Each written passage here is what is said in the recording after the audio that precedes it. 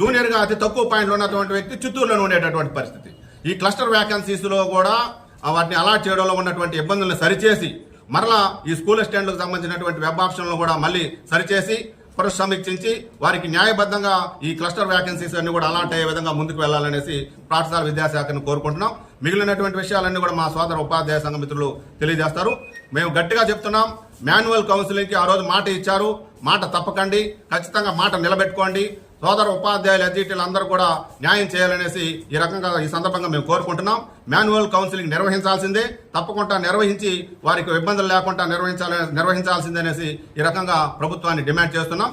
Manual counselling నిర్వహించే వరకు కూడా ప్రభుత్వాన్ని ఏ రకంగానైనా సరే మేము నొప్పించైనా సరే ఖచ్చితంగా మేము మాన్యువల్ కౌన్సిలింగ్ సాధించుకుంటామని ఈ సందర్భంగా ఆంధ్రప్రదేశ్ ఉపాధ్యాయ సంఘం పక్షాన కావచ్చు, మిగిలిన ఉపాధ్యాయ సంఘాల ఐక్యవేదిక పక్షాన కావచ్చు తెలియజేస్తున్నాం.